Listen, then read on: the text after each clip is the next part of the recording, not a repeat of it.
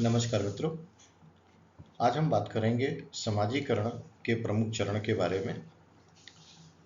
जैसा कि हम सभी जानते हैं, समाजीकरण एक ऐसी प्रक्रिया है जो एक प्राणी को सामाजिक प्राणी बनाने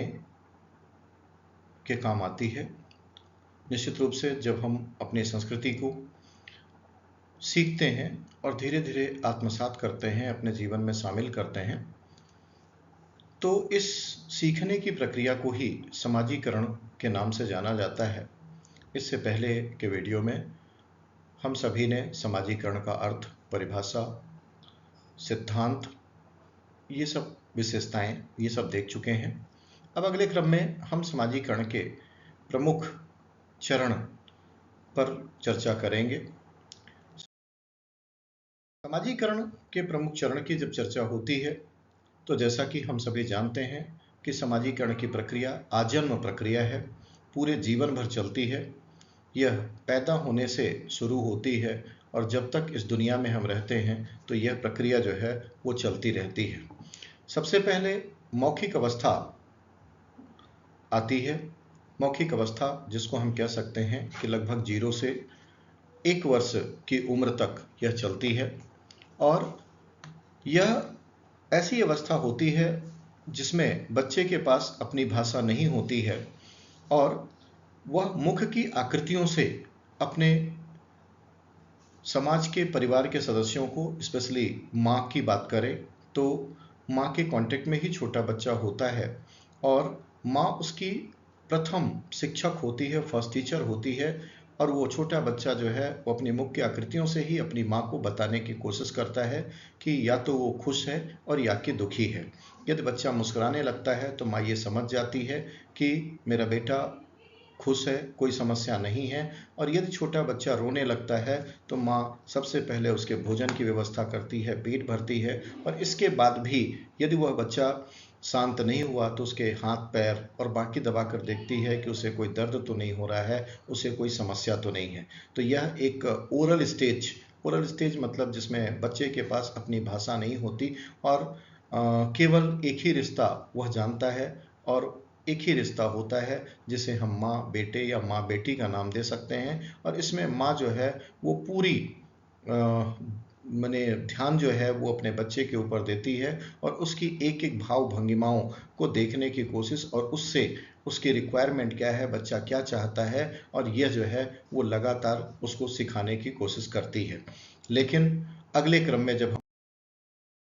प्रवेश करते हैं शौच अवस्था, जिसे हम एनल स्टेज कहते हैं, यहाँ पर जो है वो जैसा कि हमने अभी देखा कि मौखिक अवस्था में जो है वो बच्चा 1 साल से कम का होता है। इसका सीधा मतलब है कि वह चलता नहीं है और जब वह चलता नहीं है तो दैनिक क्रियाओं का संपादन वह जो है वो अनिश्चितता उसमें देखने को मिलती है। कभी वह बिस्तर में कर देता है, कभी किसी की गोद में कर देता है। मतलब यह बिल्कुल क्लियर नहीं होता, निश्चित नहीं होता, वो नहीं समझता कि कब उसे कौन सी इस गतिविधि को या इस का मतलब कार्य को कैसे वह कर सकता है। और उसका परिणाम यह होता है कि जैसे ही वह 1 वर्ष का होता है बच्चा, 1 वर्ष का होने का सीधा मतलब यह है कि लगभग वह जब चलने लगता है तो यहाँ पर जो है वो हम दूसरी स्टेज में उस अवस्था को देखते हैं जिसे शौच अवस्था या एनल स्टेज के नाम से जाना जाता है। और यहाँ उस बच्चे के लिए माँ एक साधक नेता हो जाती है। साधक नेता मतलब उस बच्चे के प्रति पूरी अवेयर होती है, जागरूक होती है। इससे पहले वाली अवस्था में हम देखते हैं कि वह केवल अनिवार्य आवश्यकताओं की पूर्ति करती है और केवल उसके सुख और दुख का एक अनुभव करती है और उसके आधार पर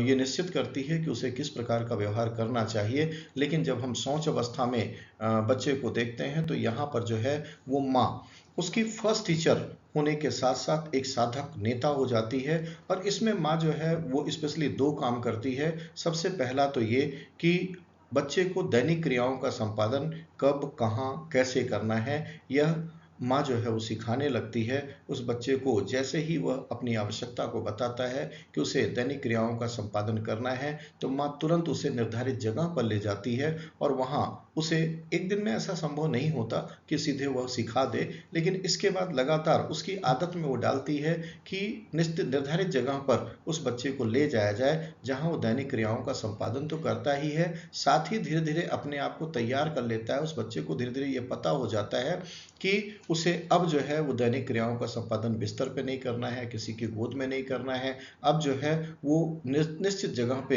ही वह दौड़ता है, जाता है और धीरे धीरे माँ सिखाते सिखाते उसको इस लेवल पर ले आती है। दूसरी जो खास बात शौच अवस्था में देखने को मिलती है वो ये कि इसमें दूसरे घर के या परिवार के दूसरे सदस्यों से माँ जो है परिचय करवाती है, क्योंकि मौखिक अवस्था में जो है केवल एक ही रिश्ता होता है माँ और बच्चे का, लेकिन जैसे शौच अवस्था में बच्चा पहुंचता है तो माँ जो है वो उसके दूसरे रिश्तेदारों से पापा कहना सिखाती है, चाचा कहना सिखाती है, दादा कहना सिखाती है, बुआ कहना सिखाती है। तो दूसरे रिश्तेदारों से परिचय कराती है और धीरे धीरे उसको बोलने के क्रम में उसको तैयार किया जाता है कि तुम्हें जानना चाहिए कि केवल माँ नहीं और भी तुम्हारे कांटेक्ट में लोग हैं जो तुम्हारे लिए सब कुछ होते हैं। तो धीरे धीरे उनके प्रति बच्चे का लगाव बढ़ता जाता है और धीरे धीरे बच्चा जो है वो दूसरे रिश्तेदारों से परिचित हो जाता है। फिर आप देखेंगे कि वो बच्चा जो है वो जब दूसरे चेहरे को, पहले मौखिक अवस्था में दूसरे अननोन चेहरे को देखता है तो रोने लगता है, परेशान हो जाता है, लेकिन जब यहाँ पर शौच अवस्था में उसका सामना जो है वो परिवार के दूसरे रिश्तेदारों से होता है तो धीरे धीरे वह तैयार हो जाता है और उनके प्रति अपना लगाव महसूस करता है और बड़ी आसानी से वह गोदी में चला जाता है, घूमने हाथ पकड़ के चला जाता है। तो यहाँ पर जो है वो साधक नेता के रूप में बच्चे को किस प्रकार का व्यवहार करना चाहिए, दैनिक क्रियाओं का संपादन कैसे करना चाहिए, दूसरे रिश्तेदारों से व्यवहार कैसे करना चाहिए, धीरे धीरे उस क्रम में जो है वो माँ बच्चे को आगे बढ़ाती है।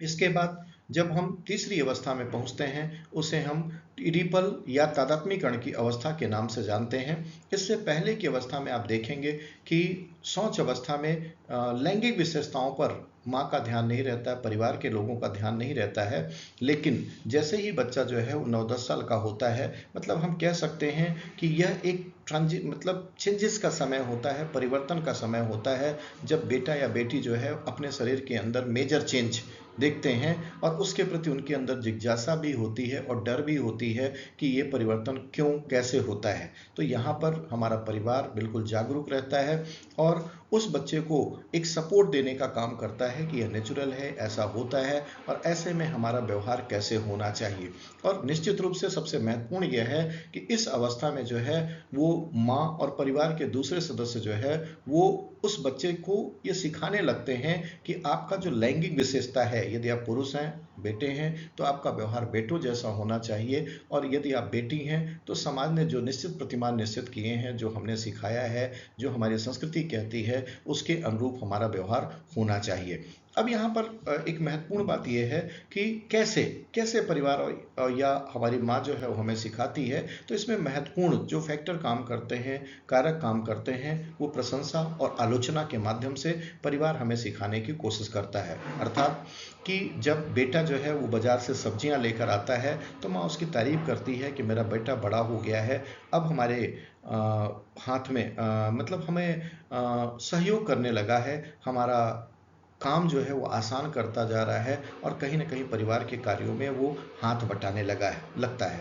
इसी तरह से यदि बेटी जो है वो माँ के साथ खाना बनाने लगती है, बर्तन साफ करवाने लगती है, सब्जी काटने लगती है, तो वहाँ पर जो है वो बेटी को तारीफ मिलती है कि अब तो बेटी बड़ी हो गई है और माँ के काम में पूरी तरह से सहयोग करने लगती है। लेकिन कभी कभी ऐसा भी होता है कि हम अपोजिट सेक्स की ओर विपरीत व्यवहार करने लगते हैं। कहने का तात्पर्य यह है कि कभी कभी लड़की को लगता है कि वह बाजार घूम आए या लड़के को लगता है कि घर में माँ के साथ वो खाना बनवाने लगे। तो यहाँ पर जो है वो आलोचना और व्यंग के माध्यम से उस बच्चे को हतोत्साहित किया जाता है कि नहीं, बिल्कुल समाज आपसे अपेक्षा नहीं करता या परिवार आपसे अपेक्षा नहीं करता कि आप लैंगिक विशेषताओं के विपरीत जाकर जो है वो व्यवहार करें। तो यहाँ पर विशेष रूप से महत्वपूर्ण ये है कि जब शारीरिक परिवर्तन के दौर से बच्चा गुजरता है, तो उस समय पूरा परिवार जागरूक स्थिति में होता है, सचेत स्थिति में होता है, और किस प्रकार से लैंगिक विशेषता के अनुरूप हमारे जो हमारी पहचान है उसके अनुरूप हमें व्यवहार करना सिखाता है, और प्रशंसा और आलोचना के माध्यम से हमें तैयार किया जाता है। इसमें जो है और महत्वपूर्ण ये है कि एक खास बात देखने को मिलती है, अपोजिट के प्रति अट्रैक्शन। जो जिस लैंगिक विशेषता को हम धारण करते हैं वो हमारे लिए उतना महत्वपूर्ण नहीं होता है, और जितना जो हमारे पास नहीं है उसके प्रति हम अट्रैक्ट होते हैं। तो यहाँ पर एक स्वाभाविक रूप से समाज उसे स्वीकार करता है, परिवार स्वीकार करता है, और वह सिखाने की कोशिश करता है कि आपको डरने की जरूरत नहीं है, ये स्वाभाविक प्रक्रिया है। मानव का स्वभाव है कि जिज्ञासा की प्रवृत्ति होती है, अपोजिट को आप जानने की कोशिश करते हैं, और यही परिणाम है कि वह एक दूसरे के नज़दीक भी बड़ी तेजी से बढ़ने की कोशिश करते हैं। तो यहाँ पर जो है वो विपरीत के प्रति हमारी जागरूकता को भी इशारा करता है, सिखाने की कोशिश करता है। दूसरा, परिवर्तन की स्थितियों को समझने को और उससे अनुकूलन करने को भी बच्चे को तैयार करता है। इसके बाद अगली अवस्था जो आती है वो युवा अवस्था के नाम से जानी जाती है। लगभग ये 15-16 साल का समय होता है जब बच्चा जो है वो पूरी तरह से आज़ादी चाहता है। यह उम्र जो है, यह एज जो है वो डिमांड करती है कि हमें पूरी तरह से फ्रीडम मिलना चाहिए, हमारे निर्णय में, हमारी सोच में किसी प्रकार का जो है वो रोक टोक नहीं होना चाहिए। लेकिन चूंकि हमारा परिवार और समाज जानता है कि यह जो है वो कैरियर मेकिंग स्टेज है, तो परिवार पूरी तरह से जागरूक रहता है, अलर्ट मोड पे रहता है कि बच्चा कोई ऐसा व्यवहार ना करे, क्योंकि उसके अंदर उतनी मैच्योरिटी नहीं है। अट्रैक्शन है, उत्साह है, लेकिन अग्रेशन है, लेकिन यह नहीं पता है कि कौन सा व्यवहार हमें कितना फायदा या नुकसान कर सकता है, इसके बारे में बच्चे को जानकारी नहीं होती। और इस उम्र को जो है वो तनाव का काल भी कहा जाता है, इस अवस्था को तनाव का काल कहा जाता है। और उसके पीछे लॉजिक ये है, कारण ये है कि यहाँ पर बच्चे के पास दो उद्देश्य होते हैं, दो लक्ष्य होते हैं, और किस लक्ष्य की ओर बच्चा जाए। मतलब कहने का कि यदि हम बच्चा जो है वो पढ़ाई करने के लिए क्लास में होता है, तो जब वो दूसरे बच्चों को देखता है घूमते हुए, मस्ती करते हुए, तो उसे अफसोस होता है कि उसका वो मौज मस्ती नहीं कर पा रहा है। किंतु जब वो बच्चों के साथ खेलने चला जाता है और अपने ही साथियों को कैरियर बनाने के लिए पढ़ते हुए देखता है, तो फिर उसे अफसोस होता है कि उसका कैरियर सही ट्रैक पर नहीं है, सही रास्ते पे नहीं है, और ऐसा ना हो कि उसकी स्थितियां बिगड़ जाएं। स्पष्ट है, पूरी तरह से हम समझ सकते हैं कि दोनों ही स्थितियों में वह असंतुष्ट रह जाता है, और उसका व्यवहार किस तरह से होना चाहिए वह निश्चित नहीं कर पाता है। और यहाँ पर तनाव के काल में परिवार उसके साथ होता है, माँ उसके साथ होती है, पिता उसके साथ होते हैं, और मिनट टू मिनट उसके व्यवहार का ऑब्जर्वेशन भी करते हैं, अध्ययन भी करते हैं, और उसी के साथ जो है वो उसको सिखाने की कोशिश भी करते हैं कि उसका व्यवहार कैसा होना चाहिए, क्योंकि यह समय इतना महत्वपूर्ण है कि चाहे तो अपने अग्रिम जीवन को बेहतर बना ले, और चाहे तो बिगाड़ ले। तो यह सबसे महत्वपूर्ण काल और तनाव का काल कि यदि ये समय यदि आपने बहुत अच्छे से गुजार लिया, तो आगे का समय आपका स्वर्णिम हो जाएगा, आपका बेहतर हो जाएगा। लेकिन यदि आप गलत ट्रैक पर गए, तो इसका मतलब है कि आपका भविष्य फिर सुरक्षित नहीं होगा, और गलत रास्ते पर जाकर अपने भविष्य को आप बर्बाद कर सकते हैं। लेकिन चूंकि फिजिकल डिमांड होती है, शारीरिक रूप से मांग होती है कि हमें आज़ादी चाहिए, हमें अपोजिट के प्रति अट्रैक्शन स्वाभाविक एक प्रक्रिया है, तो इसमें जो है वो समाज हमें थोड़ा सा मौका भी देता है, थोड़ी सी छूट भी देता है, लेकिन सीमाएं लगातार काम करती हैं कि वह सीमा जहां तक हमें रुक जाना चाहिए वहां पर वो बच्चे को रोकने की कोशिश भी करता है। इसके बाद अगला क्रम जो आता है प्रौढ़ावस्था। और प्रौढ़ अवस्था जो है वो लगभग ऐसी स्थितियों को इशारा करती है जब एक बच्चा जो है वो नए नए पदों को धारण करता है, और कभी वो पति हो जाता है, कभी पत्नी बन जाता है, और ये जो नई जिम्मेदारियां हैं, अब उसका व्यवहार कैसे होना चाहिए। अब अभी तक वो पूरी तरह से आज़ादी वाला समय गुजार रहा था, लेकिन अब यहाँ पर जब उसे पति के रूप में काम करना पड़ता है, तो अब उसकी जिम्मेदारियां क्या होनी चाहिए, और अब उसे किस प्रकार से व्यवहार करना चाहिए, यह वो निश्चित करता है। निश्चित रूप से यहाँ पर नई जिम्मेदारियों को सिखाना और पूरी तरह से जो है वह नई जिम्मेदारियों के प्रति तैयार करना कि अब आपका अकेला जीवन नहीं है, अब आप अपने जीवन साथी को भी ध्यान में रखेंगे और जीवन साथी के साथ जो है वो पूरी तरह से आप अपनी जिम्मेदारियों का निर्वहन करेंगे। ऐसी जिम्मेदारियां भी पूरी करना हमें सिखाया जाने लगता है। इसके बाद अंतिम क्रम में वृद्धावस्था आती है। वृद्धावस्था एक ऐसा समय होता है जब हम नई जिम्मेदारियां हमारे ऊपर पड़ती हैं, दादा दादी नाना नानी, और तब हमारा व्यवहार किस प्रकार से होना चाहिए, हमें कुर्सी खाली करनी है अपने आने वाली पीढ़ी के लिए। कहीं पर भी ये जनरेशन कॉन्फ्लिक्ट हमें देखने को न मिले तो अब हमारा व्यवहार बदल जाना चाहिए। अब हमें बहुत निर्णय में इंटरफेयर नहीं करना चाहिए, केवल राय की तरफ बढ़ना चाहिए, सलाह की तरफ बढ़ना चाहिए और नाती पोतों में खुश होना चाहिए। तो इस तरह से समाजीकरण के माध्यम से हमारा परिवार, हमारा समाज हमें लगातार इन चीज़ों के लिए तैयार करता है और धीरे धीरे हम उस स्थिति में पहुंच जाते हैं जब हमारा व्यवहार निश्चित हो जाता है कि हम अब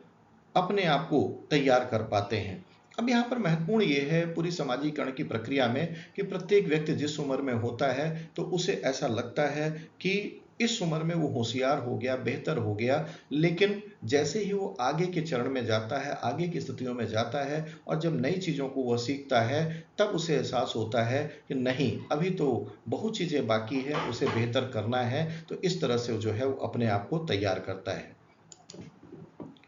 महत्वपूर्ण बात यह है कि पूरी तरह से समाजीकरण के माध्यम से हमें तैयार किया जाता है कि पूरे जीवन की जिम्मेदारियों को हम निभाना हुआ सीखें और धीरे धीरे अपने मानव जीवन को बेहतर बना पाएं। इस तरह से समाजीकरण की प्रक्रिया जो है वो आजन्म प्रक्रिया है, पैदा होने के साथ शुरू होती है और पूरे जीवन तक जो है वो लगातार हम कुछ न कुछ सीखते जाते हैं और अपने आप आत्म का विकास करते जाते हैं। हस्तांतरण होता रहता है, हमारी पिछली पीढ़ी या हमसे वरिष्ठ लोग जो है वो हमें लगातार सिखाते चले जाते हैं और इससे कहीं न कहीं आत्म का विकास होता है, स्व का विकास होता है। इस तरह से समाजीकरण की प्रक्रिया पूर्ण होती है। धन्यवाद।